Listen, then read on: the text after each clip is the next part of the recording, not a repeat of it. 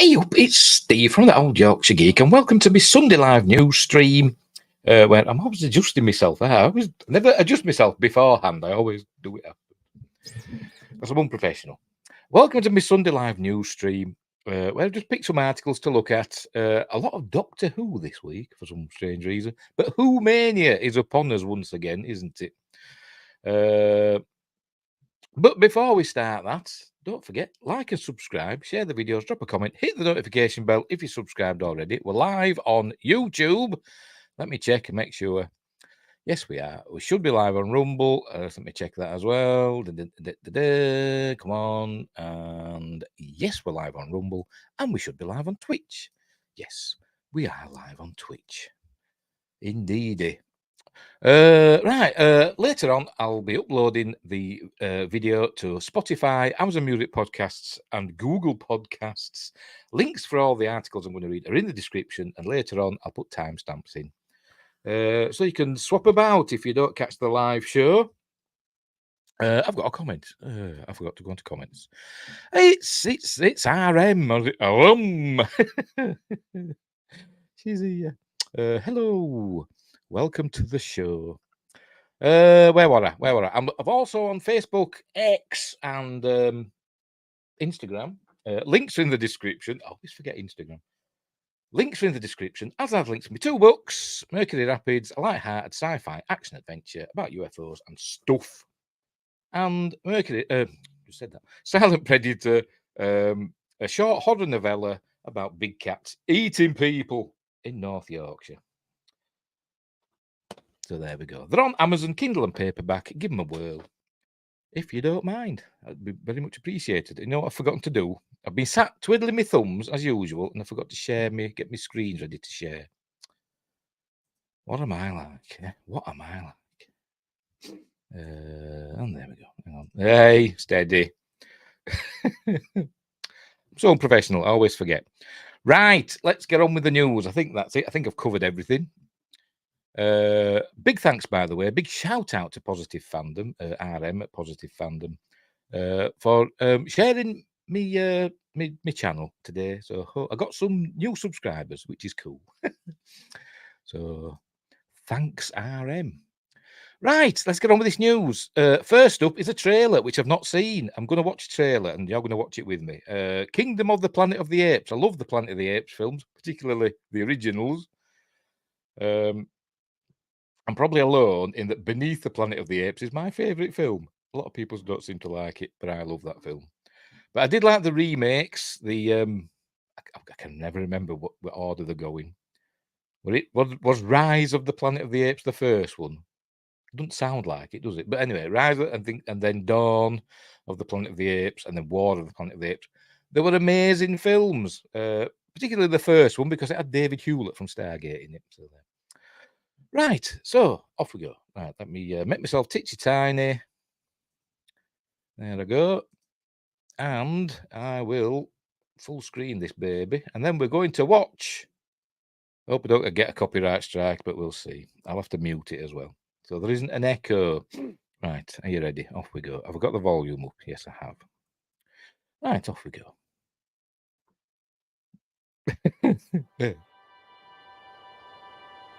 When I sleep, I see strange things.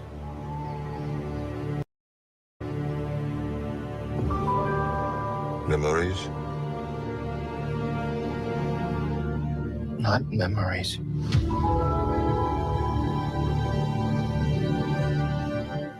New things. I see everything.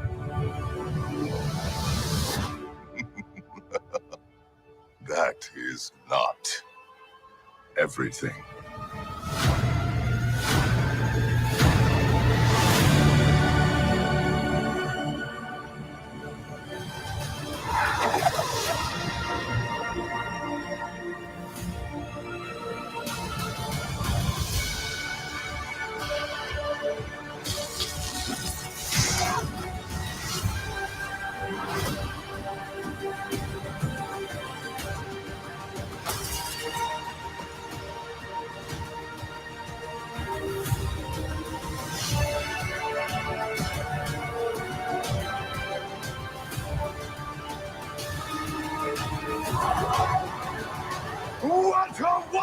beautiful day!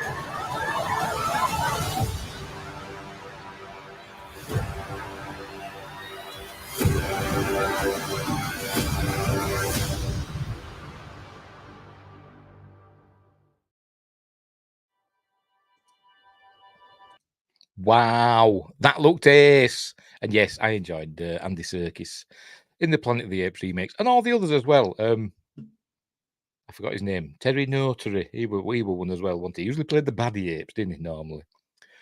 But yes, they were amazing. And this one looks good as well. I'm not sure. It looks to be set quite a while after War of the Planet of the Apes. If you remember in War of the Planet of the Apes, when the humans started losing, there was a virus or something, wasn't there? Or there was something, wasn't there, that caused humans to lose their power of speech and become more primitive.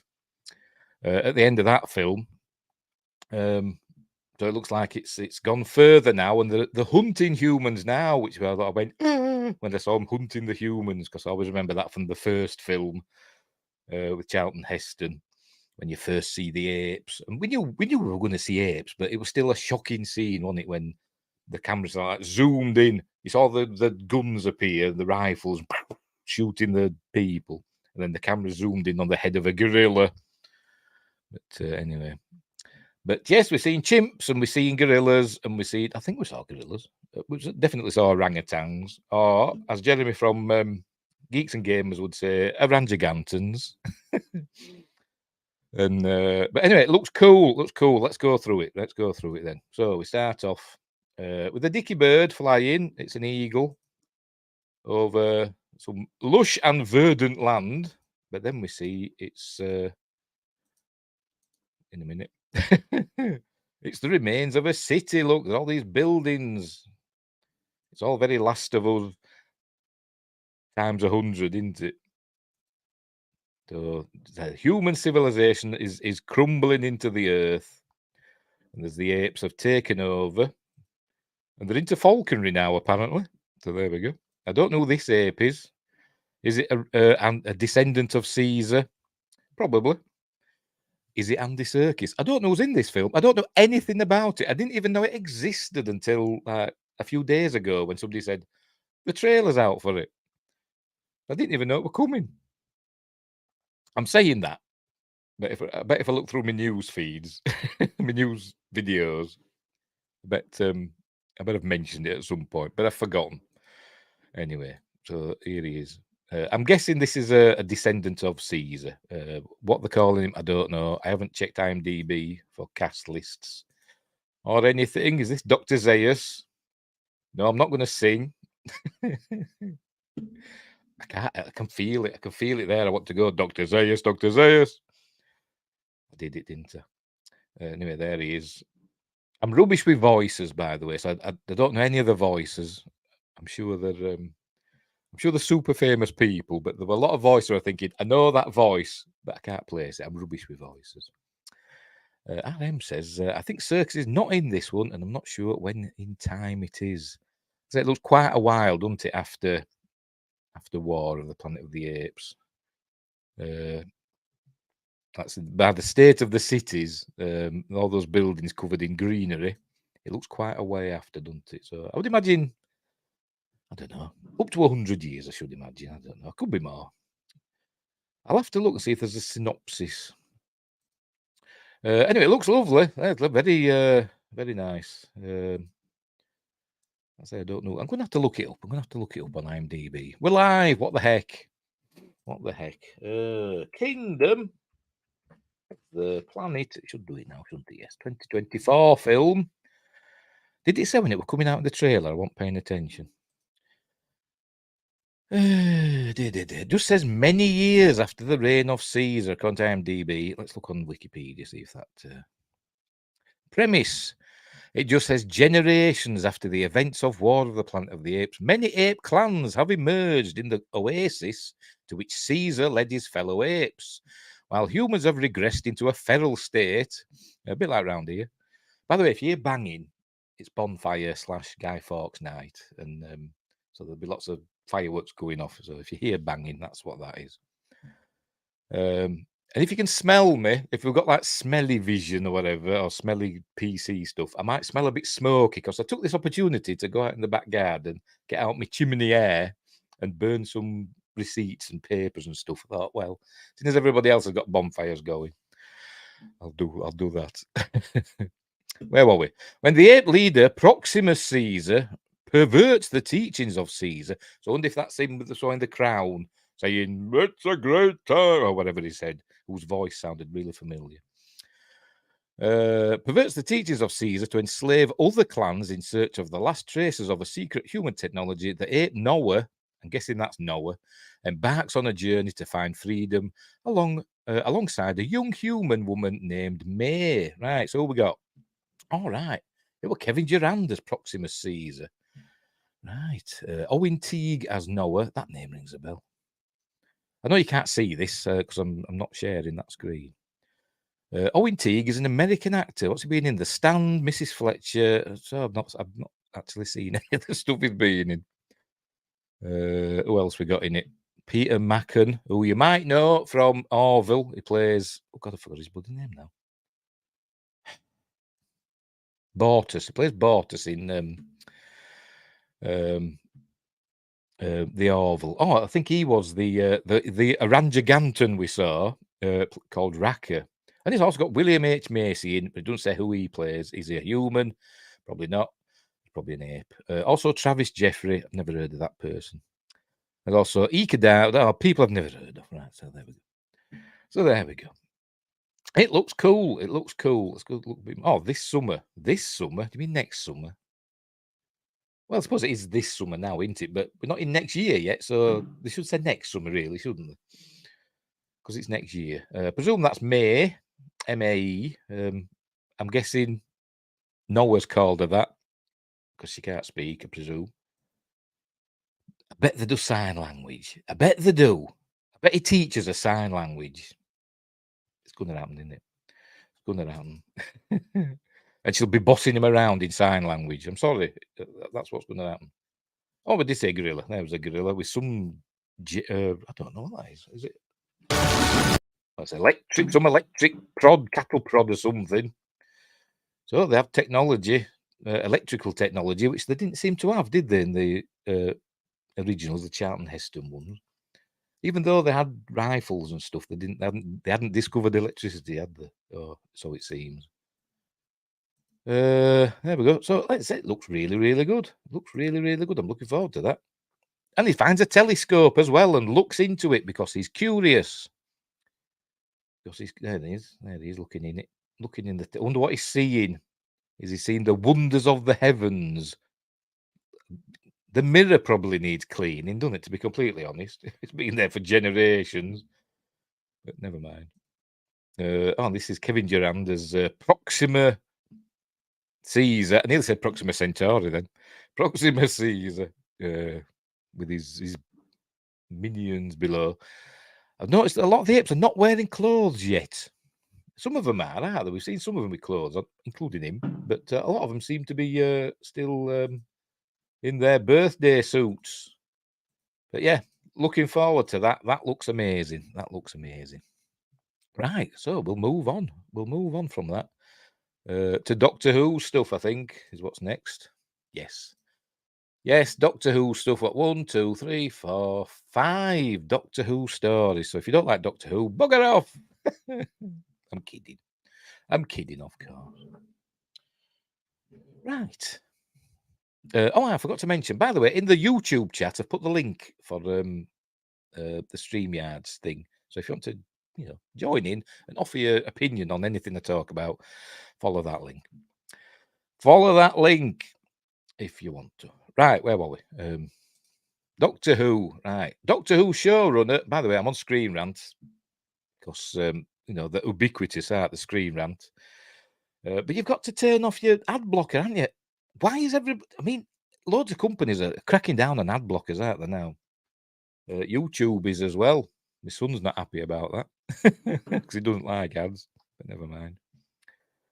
Anyway, Doctor Who showrunner confirms whether Timeless Children's Story will be canon in the future. And I think a lot of people are not going to like what I've got to say here because I couldn't resist, and I had a look. Usually, with these articles, I don't read them. I just look at the headlines and think, that sounds interesting. But I had a quick glance down to see what he said. Doctor Who showrunner Russell T Davies addresses whether the timeless children's story reveal... Oh, excuse me. I've just eaten a couple of sausage rolls. Will remain canon in the future of the show. And there's Jodie Whittaker and Time Lords. Right. Following the episode's divisive response, Doctor Who showrunner Russell T Davies addresses whether the controversial timeless children's story reveal will remain canon. Revealed across Jodie Whittaker's tenure as the 13th Doctor, the timeless child twist established that the Doctor was a being from another universe capable of infinite regenerations that early Time Lords experimented on to establish their own abilities. By the way, I've got to say, I didn't see it. I stopped watching Doctor Who mid Peter Capaldi. I watched, I think, the first couple of episodes of Jodie Whittaker's run, just to see what it was like, and I didn't like it, so I turned it off. I didn't watch any more. Right, where am I? Forgot what I want now. The decision under prior showrunner Chris Chibnall, was met with a mixed reaction, with some appreciating the new layer of mystery to the Doctor's life, while others were less keen on the wider implications on the character and overall execution in the show. They executed the show, didn't they? I mean, it was close to being cancelled, apparently, wasn't it? If Disney hadn't swooped in and Russell T Davies, it'd have been cancelled with Doctor Who. Apparently, that's the story. But yes, they made that. About the banging. They made it that William Hartnell was no longer the first Doctor. The first Doctor was a young girl who fell off a cliff and then regenerated.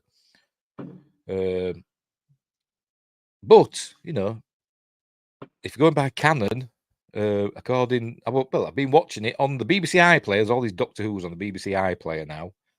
I've been watching the Tales of the TARDIS, and I've just watched, I'm in the process of watching The Three Doctors with John Pertwee, Patrick Troughton, and briefly William Hartnell.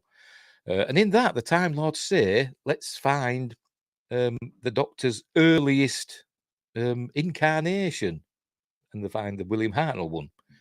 So there we go. So that's canon.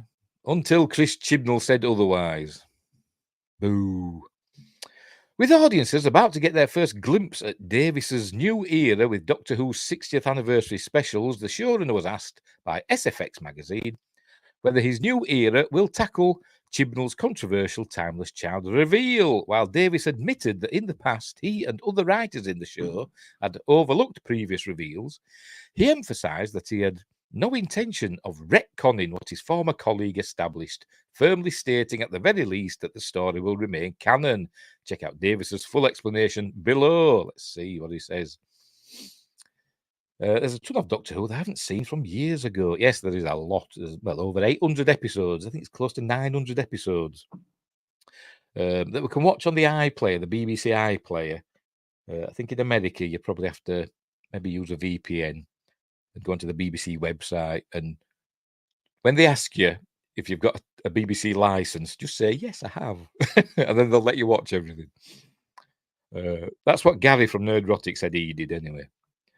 But yes, there's lots of Doctor Who's. The early ones from about, when did they start doing it in colour? About 1970-ish. So for 7 years, from 1963 to 1970, we're all in black and white. And then in the John Pertwee era, they started doing them in colour then. Anyway. Right.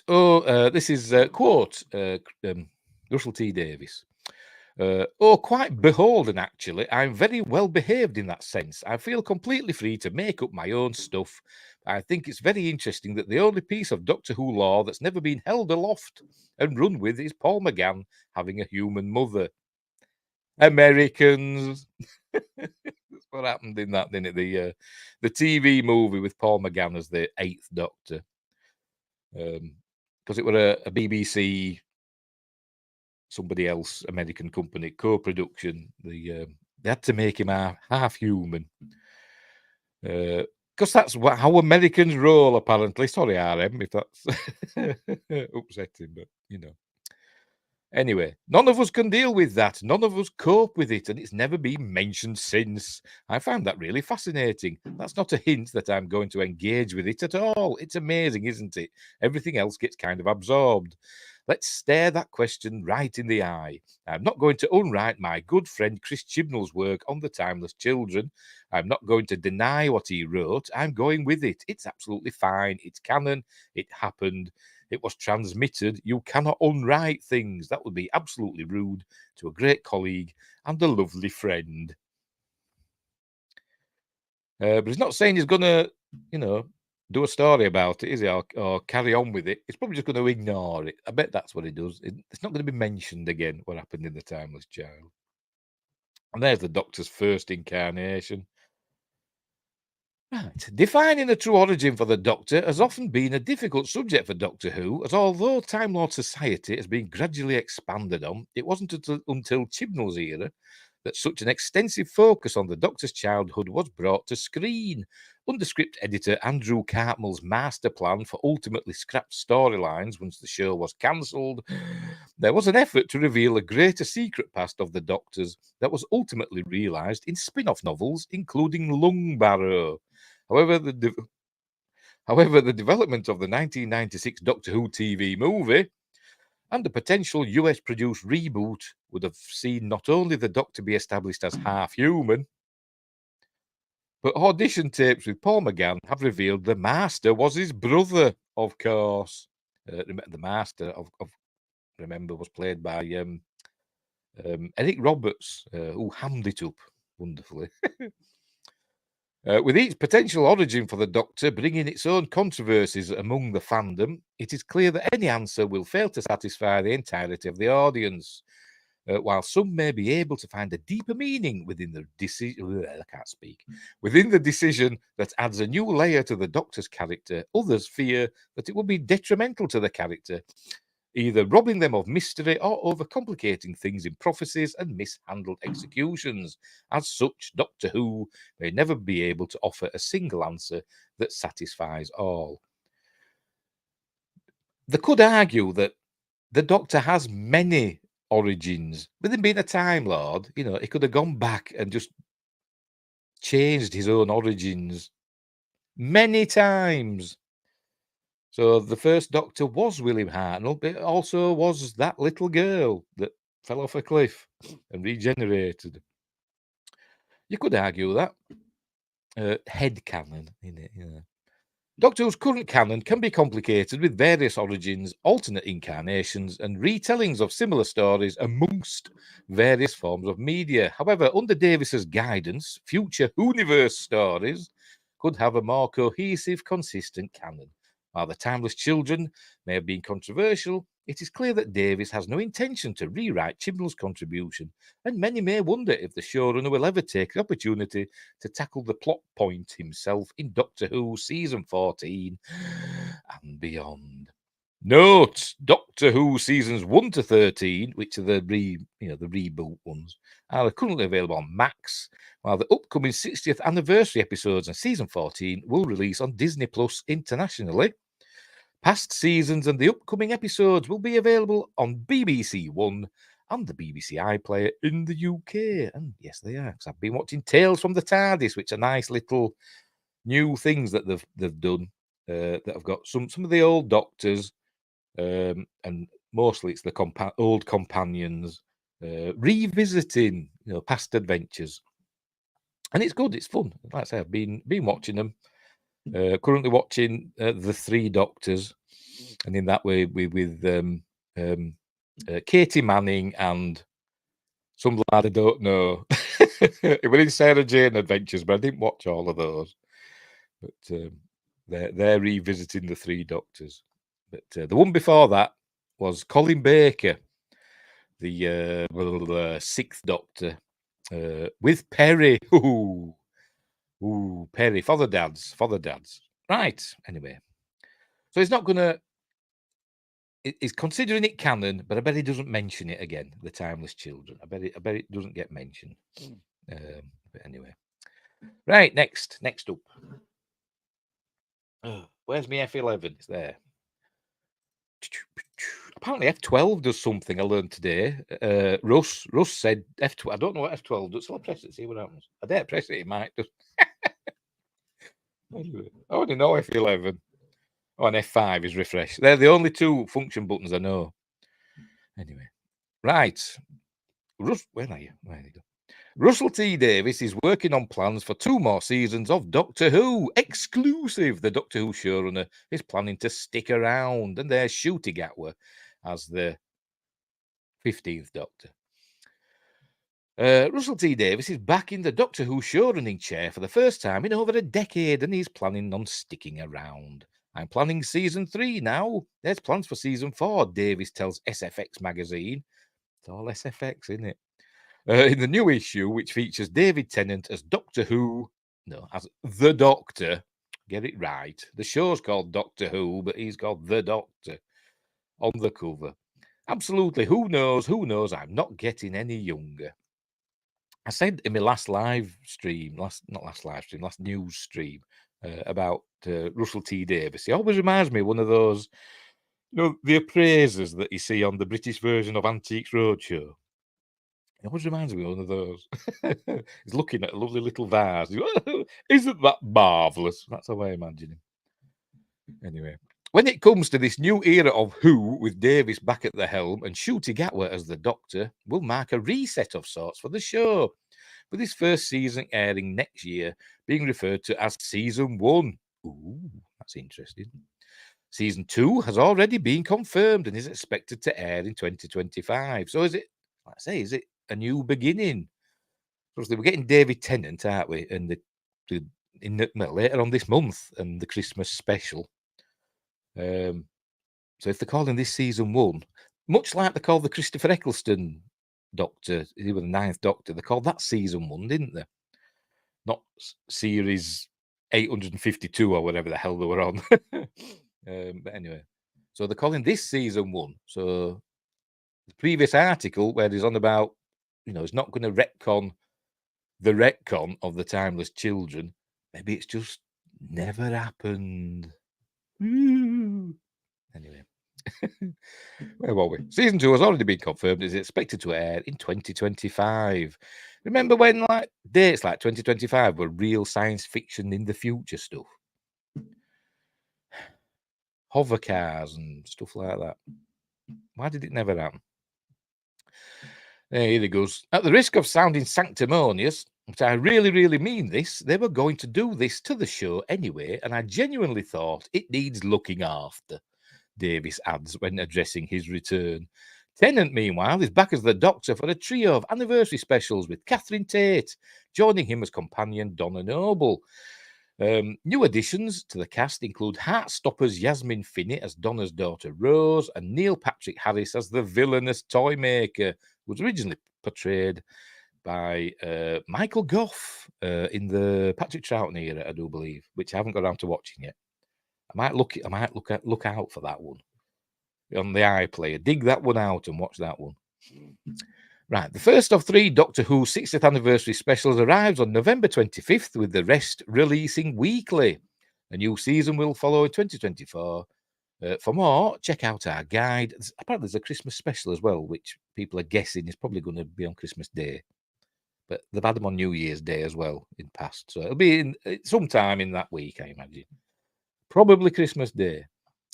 A new season will follow in 2024. For more, check out our blah, blah, blah, blah, blah. Right, there we go.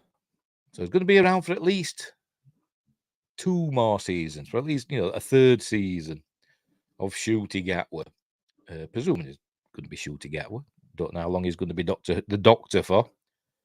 But we will see. I suppose it depends how good he is. Right, let's move on to the next Doctor Who missive. Right, here we go. Russell T Davies reveals, it's technically not Doctor Who, but it's Russell T Davies, reveals he was asked to run a Marvel TV show. Exclusive again, because it's SFX.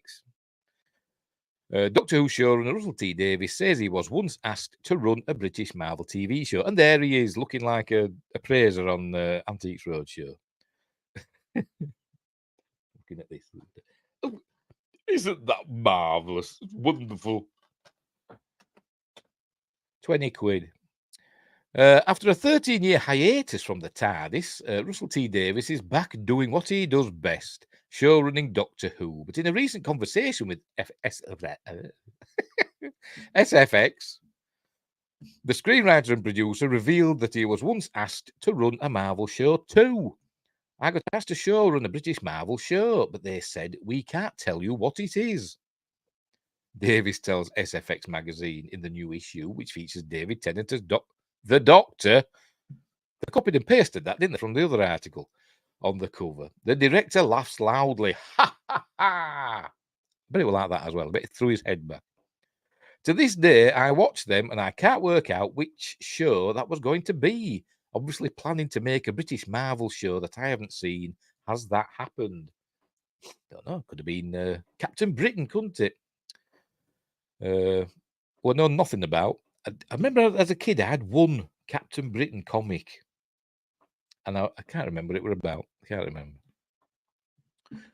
I think it was more supernatural with Captain Britain, rather than Captain America were a super soldier, wasn't he, with serum and stuff. But I think, what did Captain Britain have more mystical, sort of like King Arthur, the Merlin type powers and stuff? I don't know.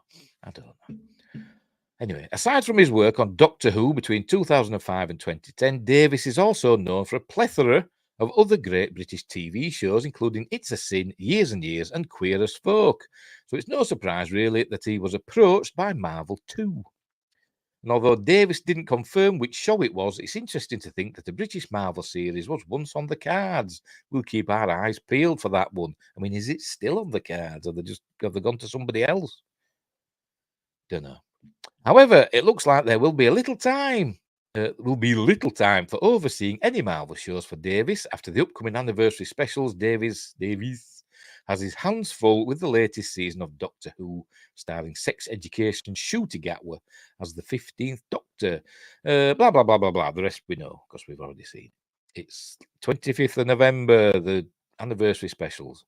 So he was asked to run a Marvel TV show, but they couldn't tell him what it was going to be. Maybe they had to get him to sign before they'd tell him. I'd say, no, tell me and I'll sign. But he didn't. Right, let's move on. That's interesting. What did I press that for? Didn't do anything. I pressed F9 for some reason. Right. Doctor Who again.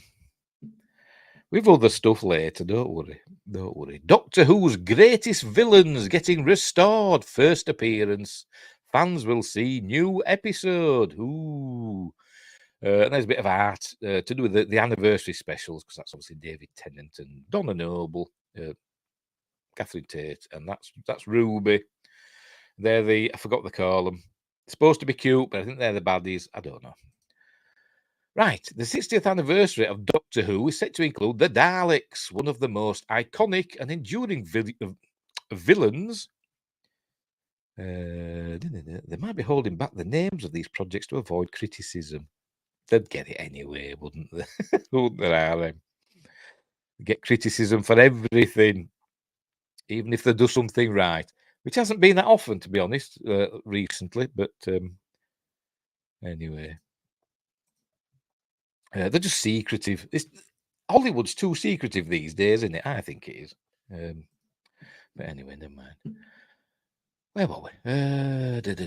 Start again. The 60th anniversary of Doctor Who is set to include the Daleks, one of the most iconic and enduring villains in the long-running British sci-fi series. Per the BBC, a remastered colour version of the Daleks, colour, will be broadcast as part of the special celebration on November 23rd. As the second story in Doctor Who's history, the 7-part serial played a pivotal role in turning the show into a blockbuster success. And there's a screen grab from, obviously, the original episode. As I said, they were in black and white.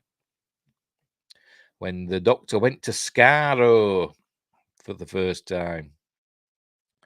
The special broadcast of Doctor Who The Daleks will air on BBC4 in the UK. The revamped version has been reimagined into a condensed 75-minute format and features a fresh score by composer Mark Ayres. Why did we get Muddy Gold? It's been my absolute pleasure.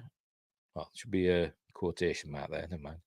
It's been my absolute pleasure to spend this past 12 months working with such a talented team to breathe new life into this classic adventure, Doctor Who executive producer Phil Collins said. I don't think it's Phil Collins, is it? I think it's Phil Collinson, isn't it?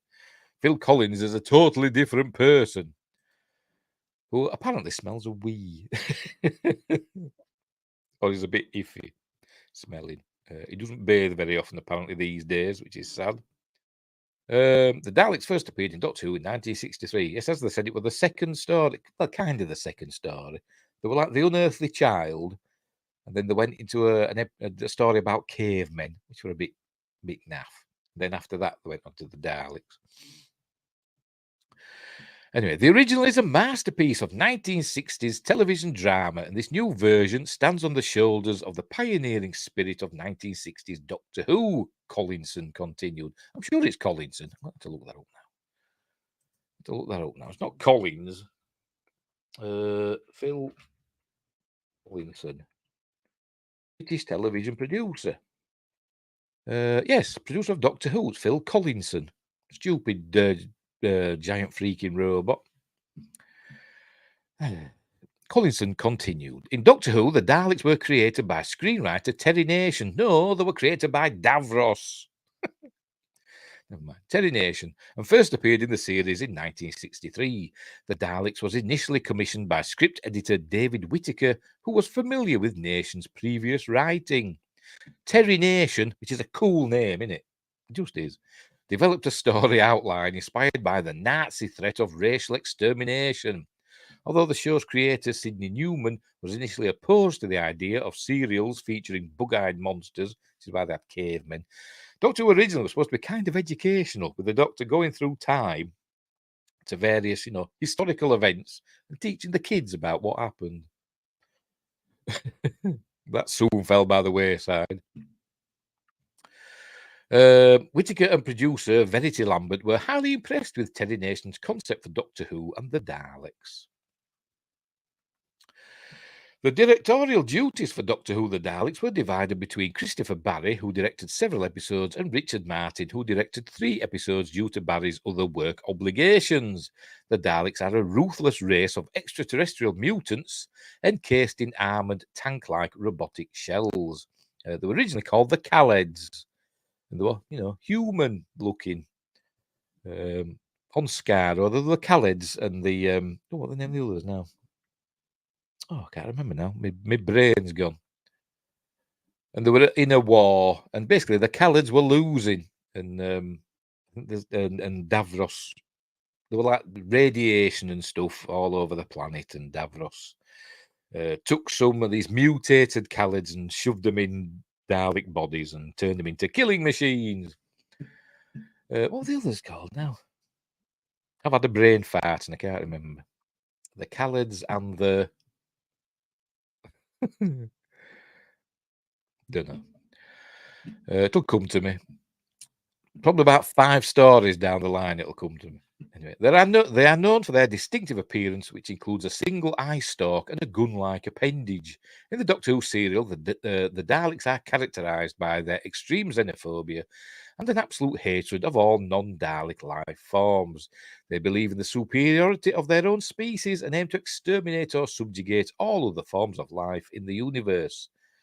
But they're kind of limited, though, in the early ones. I think in this one that they're on about now, because they could only move on these metal tracks, these electrified tracks. So they were, if you got outside, you were fine because they couldn't follow you.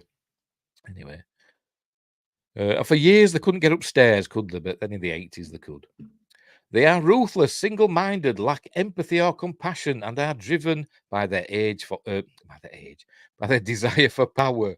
Within the Doctor Who story, the Daleks will stop at nothing to achieve their goals. Additionally, the Daleks are not limited to one location.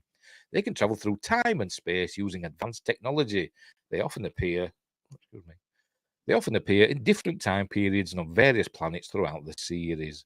Davros created the Daleks. There he is. I think that's one of his later forms. His original form was terrifying. It used to scare the wee out of me when I was a kid. The Daleks were created by scientist Davros. I've just seen if it's had the name of the other people on Skaro.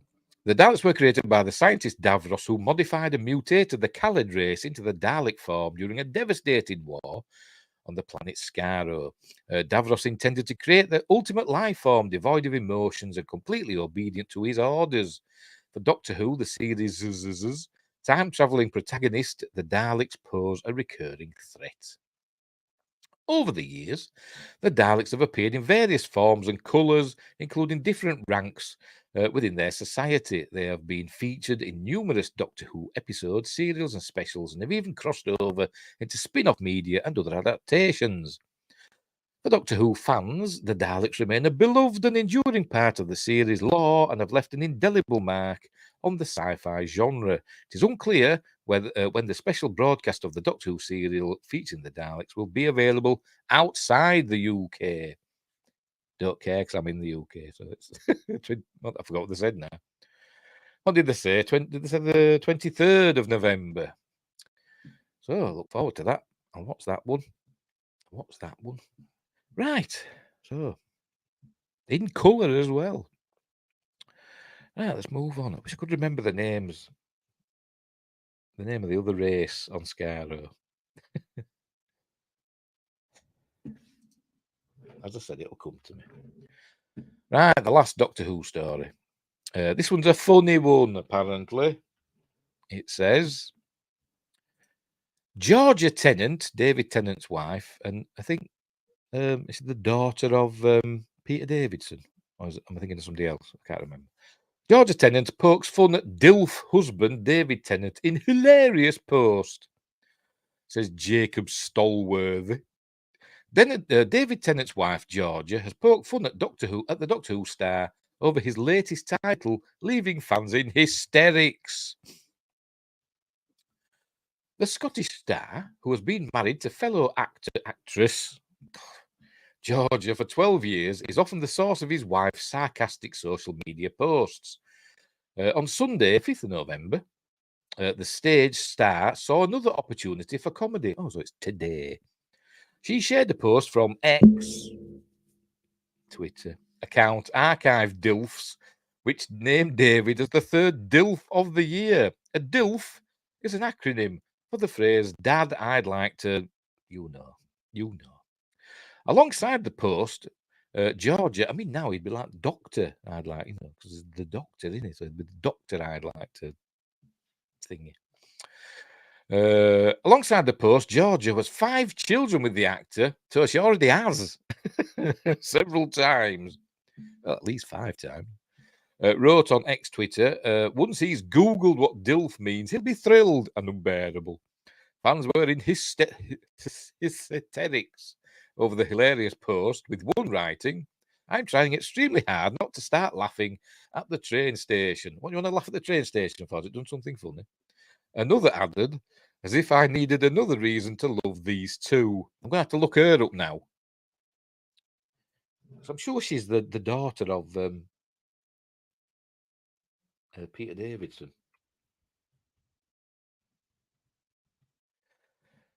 Hey, Georgia Tennant. No, she ain't. I don't think. Oh, it's the daughter of actors Peter Moffat. Oh, yeah. Peter Davidson, yes. And Sandra Dickinson. Yes, I were right, yes. I didn't know Peter Davidson's real name was Moffat. There you go. Yes, so she's the daughter. So she's the daughter of a doctor. Peter Davidson was the 5th Doctor. So she's the daughter of a doctor and the wife of a doctor as well. I'll not get into the, what's the word? Oh, telling my brain today. And every day, to be completely honest. When you do it in families. Anyway, I forgot where I was now. Several other fans pointed out a scene in ITV's crime drama Broadchurch in which Tennant's character, Detective Inspector Alec Hardy, discovers what the phrase DILF means. He doesn't know already, one questioned. David played the 10th incarnation of the Time Lord from 2005 to 2010. He met his wife after they appeared in the BBC show together in the 2008 episode The Doctor's Daughter. And she is spookily. The actor previously said he felt stupid marrying the daughter of a fellow Doctor Who actor. George's father is Peter Davidson, or Davison, whatever. I thought it was Davidson. Is it Davidson or Davison? It's Davison. Sorry. Who wouldn't let me take a photo with him. I saw him at a convention once in a hallway and said, "Can I take a quick picture?" And he went, "No, I'm sorry." At least he said, he was polite about it, but he didn't just shove his hand in my face or all like that and get away, filth. So it was fine. George's father is Peter Davison, who played the 5th Doctor from 1981 to 1984. Speaking about their relationship on broadcaster Gabby Roslin's podcast, Tennant admitted, because Doctor Who had run through my life like a stick of rock, to end up marrying the daughter of one of the doctors, it all felt a bit stupid. There were a lot of things there were a lot of things against it. However, Georgie said she was very much the driving force for the pair getting together, stating, "Had I not worked quite so hard, it might not have happened." I very much fell in stalker category, she continued. Thank goodness I did, though. I just made a decision. And there's the tweet, X, whatever you bloody call them. Top DILFs of the year. Number 3, David Tennant. Tennant said he feels he lucked out meeting George, adding, "You reach a point of your life." By the way, saying this probably in a Scottish accent because, he's Scottish. When he's the Doctor, he puts on an English accent.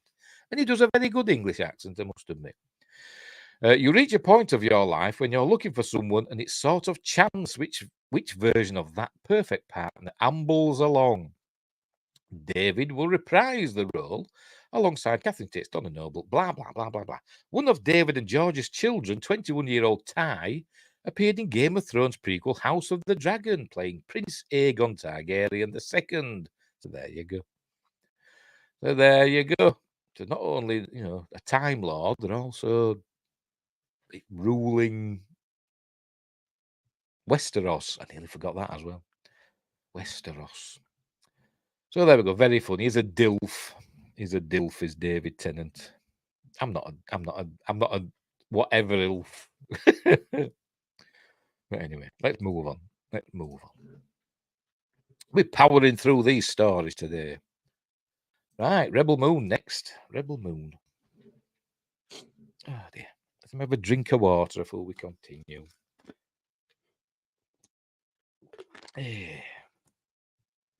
Right. I'll just check and make sure we're still going. Yes, we are. We're still going. No messages on Rumble. And we're going on Twitch as well. Huzzah! Right, where were we? All right. Got to remember to put the thing up. I once did almost a whole article and I forgot to share it. Just reading away and not looking at my other screen, my StreamYards thing.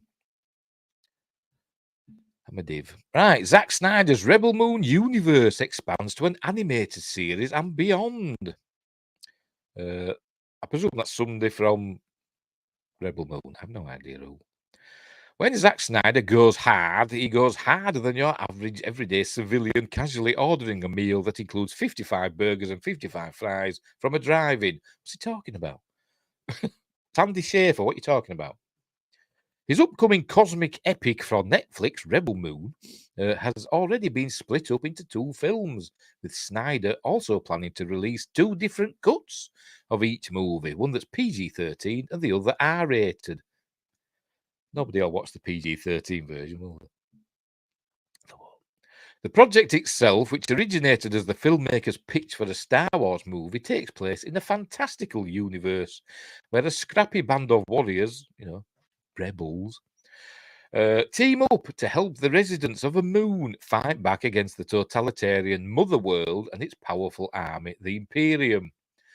It sounds nothing like Star Wars, does it? It's an idea that Snyder has been marinating on Or is it marinating or marinading?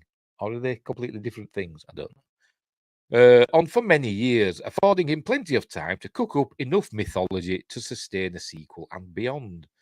Well, he did that with his bloody Army of the Dead as well, didn't he? That had a prequel, didn't it? Which I quite enjoyed, to be honest. And then other things as well. Did they have a comic or something? There were other things to do with. Supposed to be another Army of the Dead film coming or something, isn't there? There's other things. It's never a one and done, is it? We've done this dance before, haven't we? Oh, right, here we go. When Snyder signed on to direct, snotty. When Snyder signed on to direct Warner Brothers' Superman reboot, Man of Steel, he brought with him the vision for a much larger DC cinematic universe, most of which would ultimately go unrealised. Then, when he made his zombie action flick Army of the Dead for Netflix, it was quickly followed by the release of a prequel spin-off film. Why don't I just read the articles? I say stuff and then it's in the article, isn't it? Only for his plans for an additional sequel and animated series to hit a snag. Oh, they hit a snag. There's a link there. Follow the link and then you can find out what that snag is. Now, in an interview for the next issue of Total Film magazine, not SFX, via Games Radar Plus, Snyder has confirmed he's got far more than just 2 Rebel Moon films and a potential sequel in mind. I'm the gatekeeper for what's possible. I'm the only one who knows where the whole story is going, and I do have it mapped all the way, Snyder explained. You've got to give the man credit. He's certainly persistent. And there's Sophia Butella as... I can't remember the name of a character. It's the main character, isn't she? In Rebel Moon. I like Sophia Butella. She was good in Kingsman. She had like Oscar Pistorius feet, didn't she? No. With blades on.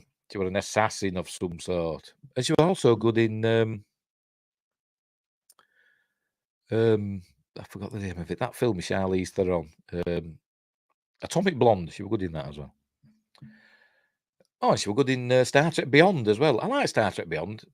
Apart from, bits of it annoyed me. And the Enterprise is ugly as hell. But I quite liked, apart from the motorbike bit. But, and the music, destroying the aliens. Oh, it was stupid, but the film were all right. Probably because of Sophia Butella, I quite liked it.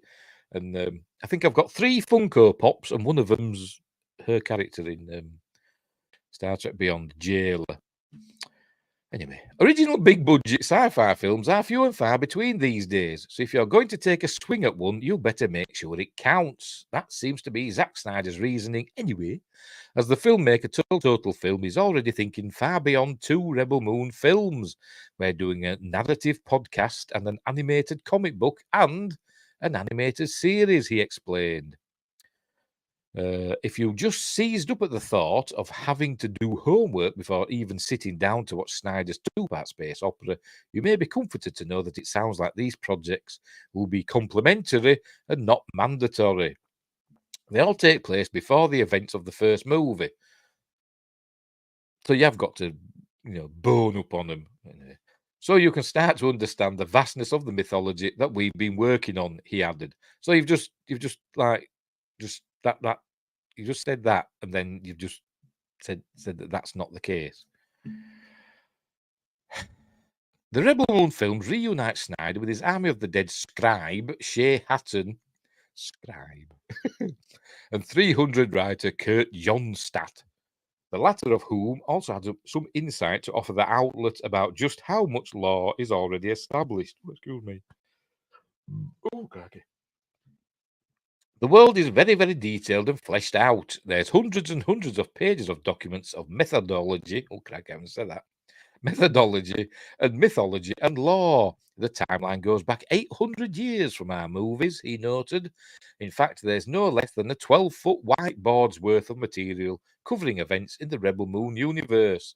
But it said dinosaurs on it. There's a ruler with inches underneath that whiteboard, Jonstad added, and the 2 movies are literally 2 or 3 inches of that entire 12-foot span. That's a lot. Will we actually see most of it? We'll find out when Rebel Moon Part 1, A Child of Fire, reaches Netflix on December 22nd, 2023, followed by Rebel Moon Part 2, The Scar Giver, on April 19th, 2024. I'm actually looking forward to it, Rebel Moon. So I'm a bit of a Zack Snyder fan, to be honest. I've liked all of the films I've seen of his, apart from... I can't remember stuff. Sucker Punch, that one. Apart from Sucker Punch, which I didn't hate, but I couldn't really get into it. But all his other stuff, even the one with the owls, were okay. Right, let's move on. So I'm looking forward to Rebel Moon. It looks like fun. Right, what's this one?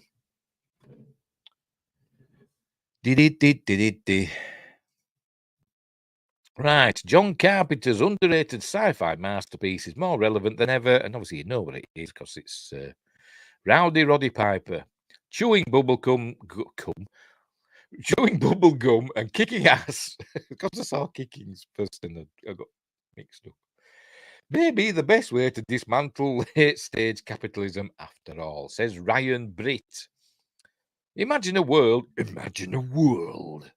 in which climate change is killing the planet, where police brutality is rampant and only the richest of the rich enjoy comfort and stability.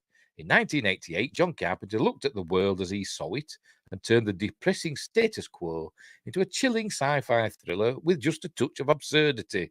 But in 2023, the cult classic They Live is even more relevant, to the point where watching it today may actually be more powerful than it was back then. Yes, because they're like tent cities and stuff, isn't there, in They Live, which have sprung up all over, haven't they? Well, particularly in California. Anyway. Apparently, not that I've ever been there. 35 years ago, November 4th, 1988, They Live hit theatres for the first time and made us all see that, yes, something about everyday life is very, very scary. There's the trailer. They Live is derived from Ray Nelson's short story, 8 o'clock in the morning, published in the magazine of fantasy and science fiction in the November 1963 issue, just 1 month before the first instalment of Dune World, was published in analog. Does that have any relevance? I have no idea. But anyway.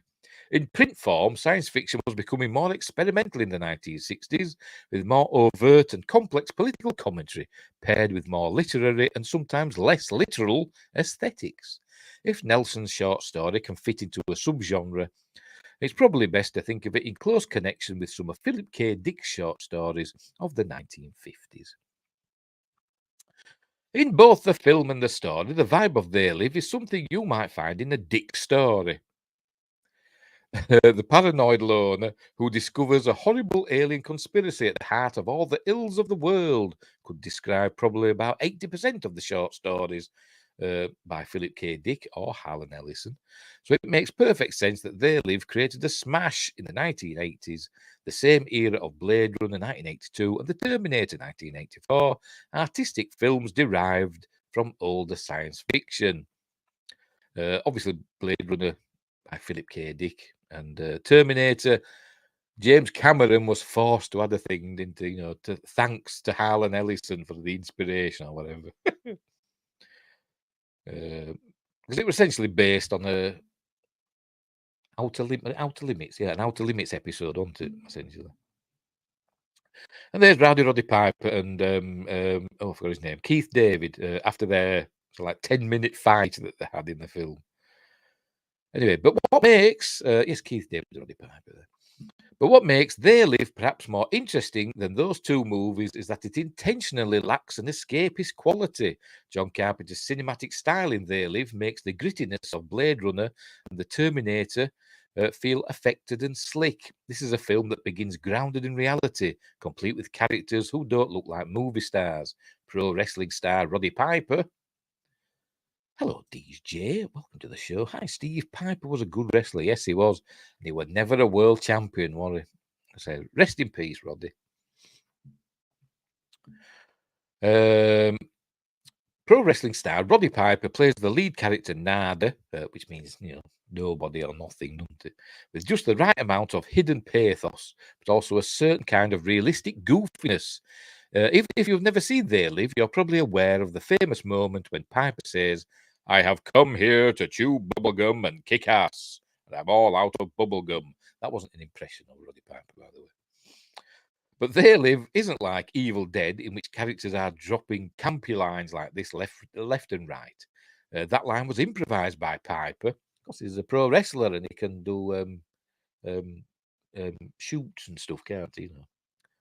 He can work the camera and the mic. And in a sense, is a follow-up to an earlier line when he says plainly, it figures it'd be something like this. The something like this that he refers to is the fact that the ruling class of people on Earth are actually all creepy aliens with gross skeletal faces. To see their true nature, you need a special pair of sunglasses, and later on they had contact lenses, didn't they? Which renders the world in black and white and reveals the basic truth of how humans are manipulated by the media, the government, and each other. The black and white aesthetic of the truth gives They Live the ability to dip into an older kind of sci-fi trope, letting the movie deliver what you could argue was its central thesis. What if invasion of the body snatchers was real? Down on his luck and working at a construction site, Nada encounters this truth gradually, mostly because he's working next door to the burgeoning resistance movement. They Live actually has perfect pacing for its first 2/3, because until Nada puts on the sunglasses, everything just feels like a slightly off-kilter, slow-burn thriller. And there he is with Meg Foster with the amazing eyes. It was an okay movie. I like. Yeah, it's all right. It's good as They Live. It's not amazing. It's not his best, is it? It's not John Carpenter's best, but it is a good film, and it is, like I say, it is prescient.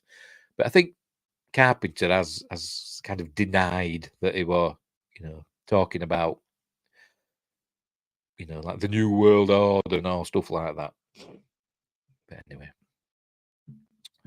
The movie also understands the sheer absurdity. Oh, this is a long article. No, it doesn't look like it. The movie also understands the sheer absurdity of its premise, because asking somebody to put on a pair of sunglasses in order to see cloaked alien invaders would be super difficult in real life. In the film's most over-the-top fight scene, Nada and Frank, Keith David, brawl pro wrestling style, which vacillates between really uncomfortable to watch and brilliant simultaneously. It goes on a bit. Later, after Frank puts on the sunglasses, he wonders if the aliens have always been with us, causing all the ills of history. And it's in this idea of blaming the aliens for everything that the movie contains its most biting commentary. While on the run, Nada briefly kidnaps Holly Thompson, Meg Foster of The Amazing Eyes, who works for a cable conglomerate. Everything about this kidnapping creates a kind of non-realism that allows Piper to drop lines like, "I'm afraid I must insist," as he's casually holding Holly at gunpoint. But the thing is, Holly is playing a very long game. By the time we get to the end of the movie, we realise that the aliens can't really take over the world without the help of a small percentage of humans. Holly's heel turn, wrestling term, in the climax of the film is not only shocking but meticulously laid out in all of her previous scenes. Magic sunglasses can't reveal the evil of humans. Interdimensional aliens aren't responsible for the horrors of real life, and in the universe of They Live, the aliens aren't entirely to blame either. Humanity might be capable of great heroism and kindness, but what John Carpenter made clear with this masterpiece is that humans can become monsters too. All they need is an excuse. And it had a kind of a happy ending, because, spoilers, he made the aliens visible to everybody, stopped the signal, because that's what the sunglasses did, the blocked the signal that the aliens were transmitting. And he stopped the signal, and so everybody could see the aliens. So, yes, it's a good film. I won't call it a masterpiece. They've called it a masterpiece. I won't call it a masterpiece, but it is a really, really good film. You should check it out. Go there. They Live by John Carpenter, or John Carpenter's They Live. Take your pick.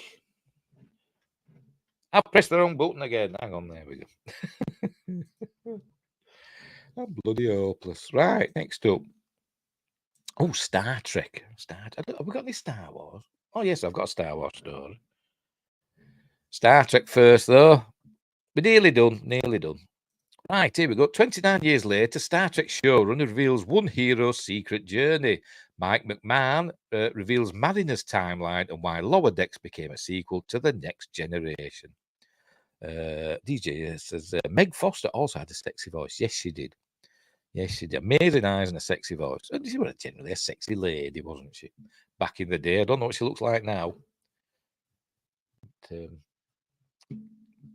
we all get older, don't we? Anyway, back to Star Trek. Obviously, Lower Decks, the animated Star Trek series, which I initially hated, and now I think it's amazing. Do I really like it? Anyway, and there she is with the Ferengi Genesis device. Right, fans of Star Trek The Next Generation will never watch 2 episodes of the classic show the same way again. In a way that is both profound and tender, the animated comedy series Lower Decks has insinuated itself into the backstory of 2 The Next Generation classics, The First Duty and the beloved 1994 episode Lower Decks, to which the series owes its name. Excuse me. Oh, dear. But Lower Decks didn't create this retcon for laughs. Instead, the emotional arc of Lower Decks Season 4 pays off the Next Generation era Star Trek character drama several decades in the making. For showrunner and series creator Mike McMahon, this wasn't an easy decision. Quote, I never wanted to affect the previous legacy episodes. I want people to be able to enjoy the episodes, and then it naturally ties into Lower Decks. McMahon tells in verse. But this was one of the few times where I'm like, Sito's death was so affecting to me. That's in the episode The Lower Decks.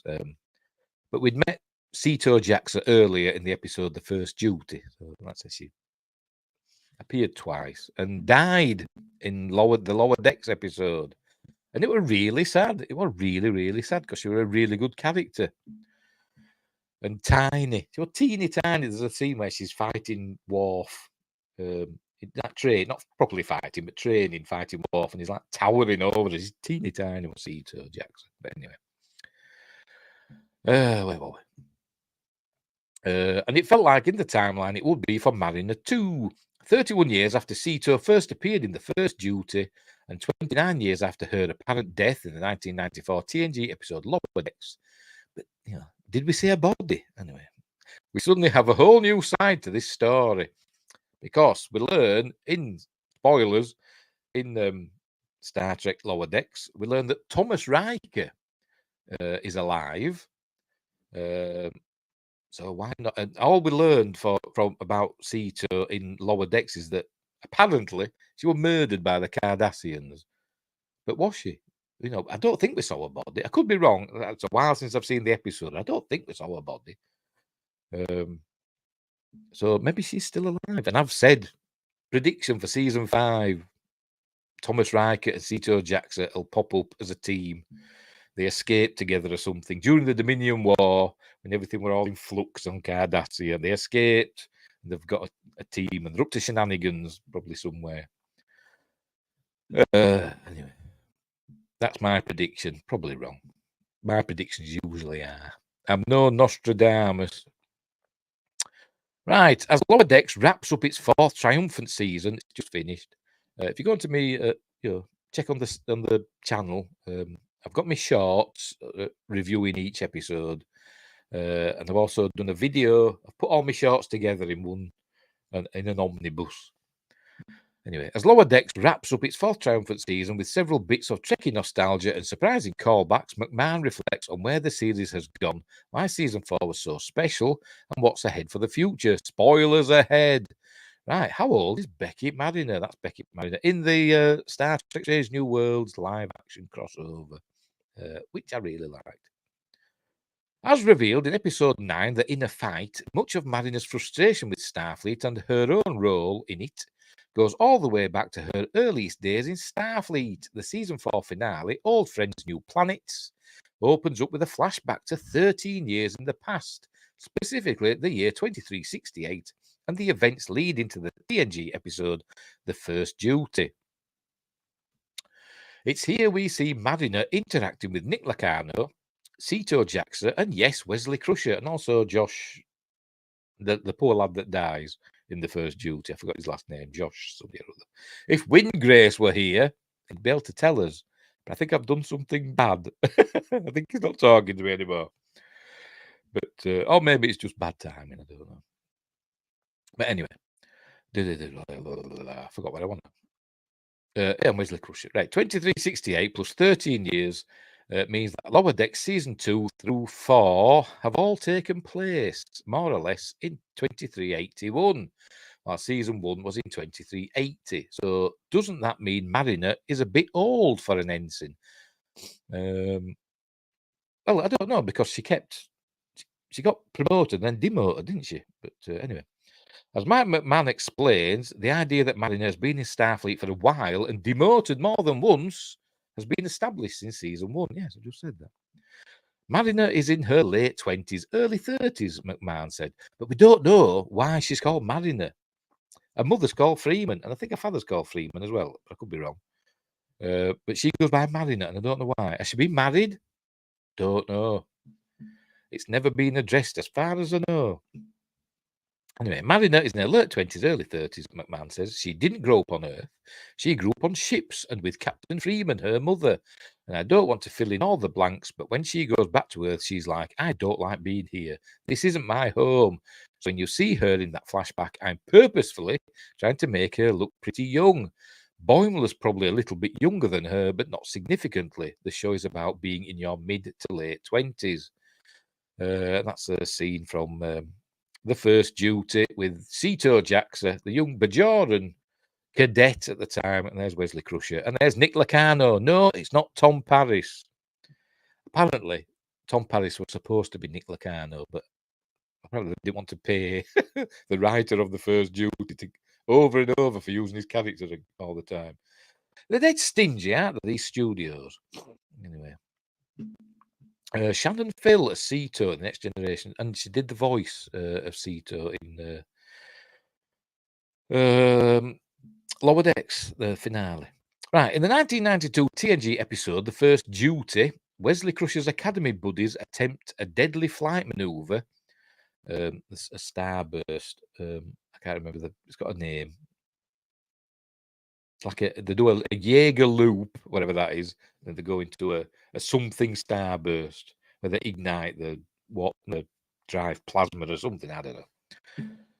Anyway, deadly flight maneuver, which results in one of their friends getting blown up. In the new Lower Decks flashback, we see Mariner, a first-year cadet, brand new to Starfleet, with wide-eyed enthusiasm and optimism. For the overall arc of Mariner in Lower Decks, this is a revelatory moment and redefines her role as the audience surrogate for all Trekkies. Mariner's ultimately a fan of Star Trek like us, McMahon says. So it felt natural that she would be affected by the death of a character, Cito, that was so affecting in an episode that shares a name with the show in which she stars. That's very meta, isn't it? McMahon admits he wasn't sure if overtly connecting Mariner to two TNG classics was going to work, but that it felt really right to Tawny Newsom's fandom of Star Trek, so it felt right for Mariner. In order to make the flashback happen, McMahon obviously brought back Robert Duncan McNeil to play Nick Lacano, and Will Wheaton. Oh, hang on. Will Wheaton. Ooh, I've done that for a while. I forgot what I want now. Where is it? Will Wheaton as the voice of Wesley Crusher. But the bigger coup here was the return of Shannon Phil, the actress who played Cito Jackson in The Next Generation, who we haven't seen or heard from in a very long time. Specifically since Cito was presumed lost on a secret mission in the 1994 episode Lower Decks. She doesn't do conventions, McMahon says. There was no option not to get her. We had to get her. She hadn't acted in 35 years or something like that. We tracked her down, and she's an amazing human being, truly. She drove down to LA with her daughter, and spending time with her, even for just that a little bit, was amazing. I'm like, Shannon Phil has to do conventions. She's what you would hope Sito is. She's a joy. I'm going to beg her to get out into the fandom a little bit more after this episode. I think people would love to see her and tell her how important. Ow. So I dropped into Yorkshire for a minute there.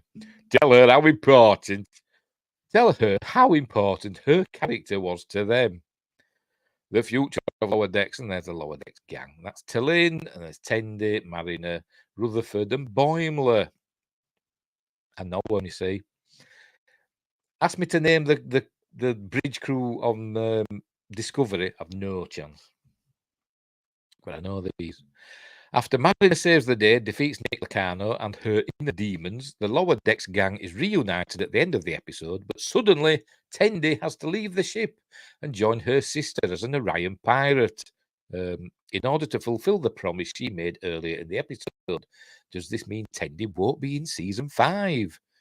Tendy will return, McMahon says assuredly. Tendy is not being written out of the show. I hope that awesome music cue and that moment we gave her at the end of the episode tells fans this isn't a bad thing for Tendy.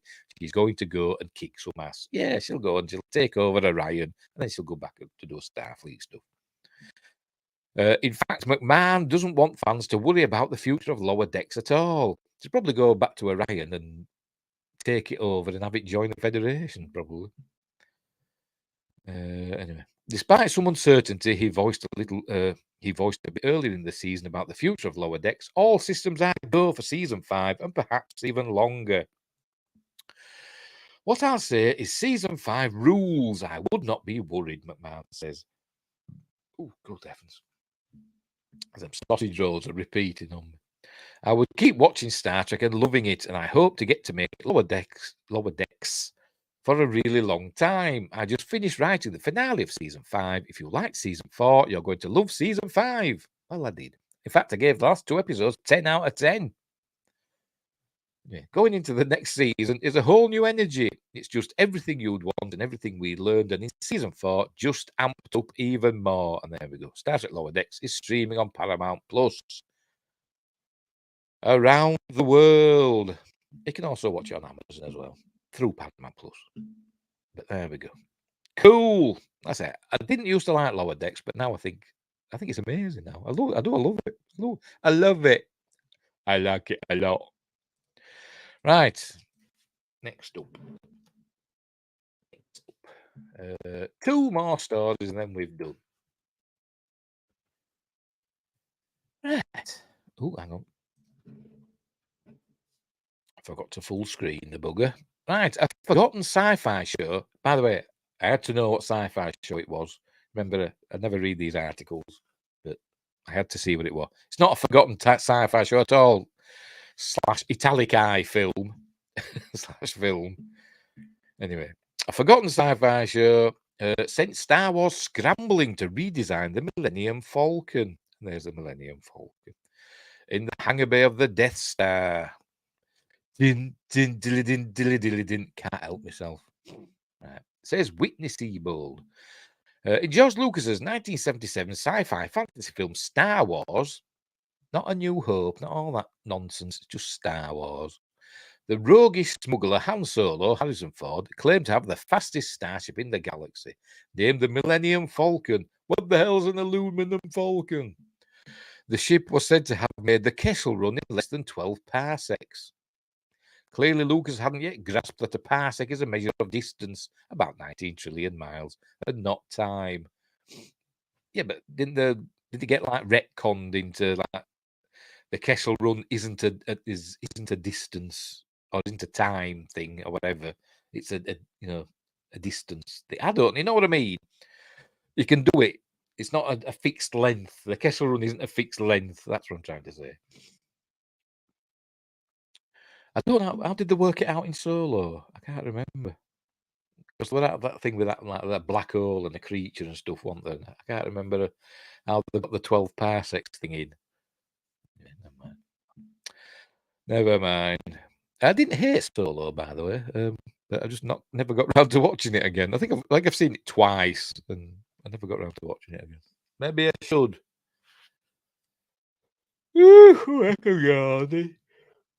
Very unprofessional of me. Right, when it comes to its design, the Millennium Falcon is more or less a flying saucer. It carries a radar dish on its dorsal region. By the way, it was built in Wales, I think. It carries a radar dish on its dorsal region, two fork-like protrusions on its bow called loading arms, and its cockpit rests protruding from its starboard side. Otherwise, it's flat and plate-shaped. Like many of the vehicles in Star Wars, it is encrusted with textured plating and scads. What the hell's a scad? Of ineffable machinery that only the most devoted Starwoids. Is that what they're called? Star Wars fans are called Starwoids, are they? Could actually explain. It's a small ship too, only able to house about half a dozen people comfortably. Luckily, it has a game room. The Millennium Falcon, unbelievable, was designed by future blockbuster director Joe Johnston, who would go on to do The Rocketeer and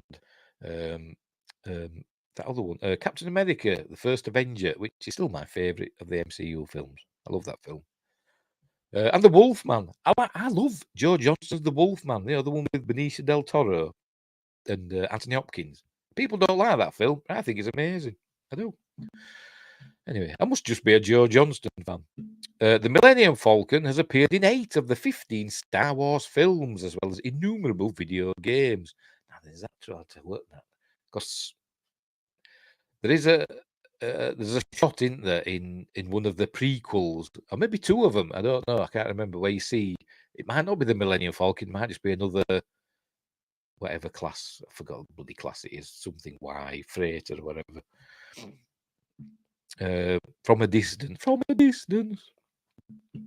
In one or two of the prequel trilogy films. Anyway, the Millennium Falcon has appeared in 8 of the 15 Star Wars films, as well as innumerable video games. Fans seem to like the little scrapper. It's the sci-fi equivalent of a souped-up 1983 Toyota Corolla. Ugly, but the thing just won't die. As it so happens, however, Johnston's flying saucer design was a last-minute change. According to issue number 68 of Star Wars Insider magazine, the June 2003 issue, going back in time there a bit, aren't they? The original Millennium Falcon was initially more tube-shaped and sported larger, more visible engines.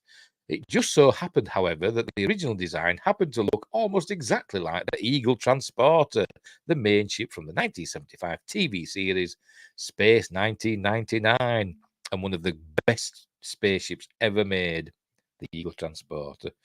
When they realised the similarities, Lucas and his crew had to scramble to invent a new ship, and there's the Eagle Transporter. Oh, that's a different one, though, isn't it? It's got some other module attached, because you could change this middle bit out. Pig in ace. Do I love the Eagle Transporter? Anyway. Space 1999, for those who are too young to have grown up seeing reruns on network TV, took place in the eponymous year. Well, it started in the year 1999. Inside Moonbase Alpha, a scientific research facility on the dark side of the moon. It's in the, I can't remember what crater it is. It's sitting in the crater on the side facing the Earth, but on the dark side of the moon were all the nuclear waste sites. Not the dark side, the far side of the moon. There's no such thing as the dark side of the moon. Anyway, the show's pilot, a massive nuclear explosion knocks the moon out of its orbit, causing it to rocket out into deep space. The moon also passes through a few wormholes, leaving it stranded somewhere in the universe. The denizens of Moonbase Alpha essentially ride the moon like a massive starship, traveling around the galaxy looking for a new Earth to orbit. Space 1999 starred Martin Landau and Barbara Bain as the Moonbase's commander and chief doctor, respectively. And it also had my brain stopped working. Catherine Schell in season 2 as Maya, a shape-shifting alien, and Barry Morse as Doctor. Oh, my brain! Can't remember. The series lasted only 2 seasons, spanning 48 episodes. It was cancelled in November of 1977. The show's co-creators, Jerry and Sylvia Anderson. By the way, the model, I'll probably say this later, but the model they originally did for the Millennium Falcon ended up being the blockade runner, the Tantive 4. But it'll probably say that further down. The show's co-creators, Jerry and Sylvia Anderson. Oh, it came to me then, the Barry Morse character. Dr. Victor. I can't remember his surname. Never mind. Sylvia Anderson were best known for their many TV shows and movies filmed in a process they called super marionation, which replaced human actors with marionette puppets. The most famous Anderson super marionation shows include Fireball XL5, Stingray, Thunderbirds, and Captain Scarlet and the Mysterons. When it came to making models and fetishizing starships, few could do better than Jerry and Sylvia Anderson. But don't forget, a lot of them, the models and stuff, were actually made by Derek Meddings and his crew, weren't they? The Eagle Transporter was the most visible ship in space 1999, and the scene in the photo above proves to be a definite forebear to the ships in Star Wars. The Eagle is the Falcon by way of NASA. According to the Star Wars Insider, Victor Bergman, yeah, got there. According to Star Wars Insider, the original Falcon, designed by Colin Cantwell, looks remarkably like the Eagle, with a similar upfront cockpit, elongated body shape, and 11 engines mounted on the back end. Industrial Light and Magic were given 4 weeks to redesign the ship. Here we go, the Rebel blockade runner. Tantive 4. What happened to 1, 2, and 3? Don't know. Star Wars Insider even said that painter and designer Ralph McQuarrie repainted some of his initial concept art to reflect the updated design of the Millennium Falcon. Yes, there is pictures. I want to see if I can find one of the original Millennium Falcon design by Ralph McQuarrie. Original Millennium Falcon design, Ralph McQuarrie. Hey. Here we go. Images. My. Yes, that's it, isn't it? Right.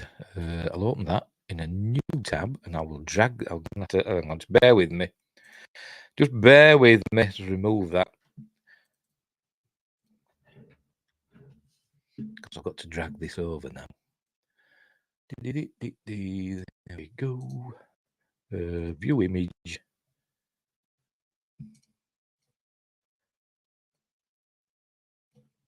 Right, full screen that baby. And there it is. There's Ralph McQuarrie's original design for the Millennium Falcon, which ended up becoming the blockade runner, as you can see. Sitting in Hangar Bay 94. There's Chewie and Ben and Luke and 3PO and R2 there coming in. I can't see it's back behind me. And there's Han over there. So there you go. So that's what it looked like. Still had its dish on the top though. Cool. Right. Now you've seen that. Oh, I'm pressing the wrong button again. Right. What's that? Oh, what's that?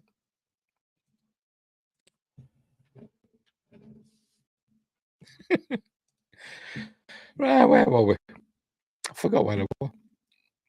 Oh, that, yeah, so starting. Star Wars Insider even said that painter and designer Ralph McQuarrie repainted some of his initial concept art to reflect the updated design of the Millennium Falcon. It went from being a rocket tube to a flying saucer, and the new design was set in stone. Industrial Light and Magic, however, already had a rocket model they didn't know what to do with, so the original Millennium Falcon was repurposed. Some extra outcroppings and features were attached to the outside, and the ship became a rebel blockade runner, aka the Tantive 4, all-around diplomatic envoy. It was the ship Princess Leia, Carrie Fisher, was flying in the very first shot of Star Wars. I was just thinking then, he said, didn't he, they said in Phantom Menace, that the ship we saw in that at the beginning of Phantom Menace, it was a diplomatic ship, which had red, it was painted with red markings on. Did the Tantive 4 have red markings on? I can't remember. The diplomatic red markings. Anyway, never mind. The ship Princess Leia was flying in the very first shot of Star Wars as she fled the giant wedge-shaped Imperial Star Destroyer. A fundamental exercise for Star Woids. They like that word, don't they? Can you picture the Star Wars movies with the blockade runner in place of the Millennium Falcon? Johnston would, meanwhile, would eventually reveal in the documentary film Light and Magic that his time crunch in designing a new spaceship led him to look around his apartment for hasty inspiration. He saw two dirty dishes in his sink, pressed them together, and his creative gears started turning. The geniuses at ILM slapped together a model, and set builders built out an exterior in Wales. For however calculated audiences may assume the outside Star Wars universe to be, know that a lot of the 1977 film's construction was shoddy and quickly assembled. Space 1999, meanwhile, is available to watch on the Shout Factory TV streaming service. Have they got streaming? I didn't know. As well as Peacock, Roku, blah, blah, blah. Things we can't see over here. Oh, Freevee. That's on Amazon, isn't it? I'll have to check that. I bet it in British one. Because Star Wars is only currently available on Disney Plus, Anderson's show is more widely available. It's also worth your time and attention. The Andersons did good work. Yes, they did. Space 1999 is amazing. Particularly the pilot episode. Some of the stories are a bit goofy. And in season 2, it got more goofy with more aliens and stuff. But it was taken over by Fred Freeberger, who did season 3 of the original season of Star Trek. But it was still good. I still enjoyed it. Right, one more story. Then we can go. Gaming, because I'm something of a gamer myself. Right, all the free games on Amazon Prime Gaming Rewards, November 2023, including Star Wars Knights of the Old Republic, Rage 2, and more. I checked, and it isn't on the British version. I don't know if it's region specific or if this is just America. I don't know. Anyway, another month of Amazon Prime Games is nearly here. We can't wait to see what the service has in store for us in November. Every month, Amazon gives away a few games to those who are subscribed to Prime Gaming. So as long as you have Prime, even if you only use it for that handy next day delivery, you're entitled to these games, although you'll need a PC for the majority of them. Below, we will go over all of the games arriving for the month of October, as well as what day we can expect them to arrive. You mean November? I said November there, I didn't mean November. Prime Gaming sprinkles the free games across the whole month, not just dropping them all in one go like some other services. All right, maybe that's why I didn't see it. Here is all you need to know about the free game coming with Amazon Prime Gaming in November 2023. Right, so Knights of the Old Republic. All right. We can expect 7 games in total during October, with a fresh game arriving every 7 days after the first one drops on the 5th. Here are all the available games to download this month on Amazon Prime Gaming, as well as how you can download them all. Right, November 2nd, Rage 2 Deluxe Edition. So there's that one. I'm not reading all this. November 9th, Centipede Recharged. November 10th, Evans Remains. Never heard of that. I think I've heard of Rage 2, but I could be wrong. November 16th, Behind the Frame, The Finest Scenery. November 16th, again, Star Wars Knights of the Old Republic. I've got it for the Xbox One, and people rave about it, but it don't really do it for me. But anyway, November 22nd, The Dungeon of however the hell you pronounce that, The Amulet of Chaos. So it's an RPG. November 23rd, Black Widow Recharged. Is that Black Widow? I said Scarlet Witch earlier on. Sorry, I'm just thinking of something else now. In RM stream, Positive Fandom stream, earlier on, I mentioned that Olga Kurilenko was in Scarlet Witch. She wasn't in Scarlet Witch. She was in Black Widow, wasn't she? Oh, anyway, that's bad. So is that Black Widow from the MCU? I've no idea. November 30th, Orton was the case. And November 30th, Caverns of Mars. The game I am most looking forward to, the person who wrote the article, is Knights of the Old Republic. So there we go. And then you simply head over to Amazon Prime Gaming homepage. You can download an app, it's a bit like Steam or a bit like the Xbox app, where you can see your games there. So I'll show you mine, shall I? What the heck? Just bear with me. So let me get rid of that. Right, I'll show you the app. Where is it? Amazon. Where are you? The Amazon Games. Right, there you go. Like, come on, just bear with it. Hope there isn't any personal information on it. I'll go full screen with it. No, there's nothing on there, is there? Right, so here we go. So this is the app, Amazon Games. There we go. Games with Prime, new games every month. So this is what there's on there at the moment. If you click on View All, shows them all. It's basically free to download games. Stuff I've never heard of. I've actually downloaded the 2 Star Wars Force Unleashed games. So there you go. They were available a while back, so I downloaded those. So I got those for free. PC versions, obviously. But there you go. So they're all them there. But there's no Rage 2, is there? That was supposed to be November 2nd, wasn't it? I can't see Rage 2. Is it? Nope. Can't see Rage 2 there. So maybe it's just in America then. I don't know. But this is the Games with Prime. Anyway, unless I've missed it, I can't see it. So there you go. So that's what you do. You can download the app, and there you go. And then you get free games if you're a member of Amazon Prime, which is cool, isn't it? It's like a nice freebie. What else have I downloaded? No, that was something else. Right, so there we go. Right, we'll leave it there. So, what's coming up? What have I got coming up? On, what day is it today? Sunday. Tomorrow is Monday, which means it's time for Magnificent Mondays. And this week, we're doing Seventh Voyage of Sinbad, which is a cool film from 1958. Ray Harryhausen's first colour feature film. Then I've got my news on Wednesday. Then next Friday is Appointment with Fear. And this week we're doing You're Next. Can you see that light reflected? You're Next. Like a home invasion sort of horror film. Sort of, but not really. But you know what I mean. With Shani Vinson, the Australian actress Shani Vinson.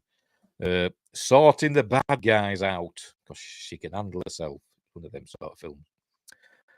Right, so we'll leave it there. So thanks DJ for popping in. Thanks RM of Positive Fandom for popping in as well. Nobody took advantage of the link to join in the stream, but never mind. So let me get rid of that. So anyway, we'll leave it there. So thanks for watching. Wherever you are, look after each other. And until next time, I'll say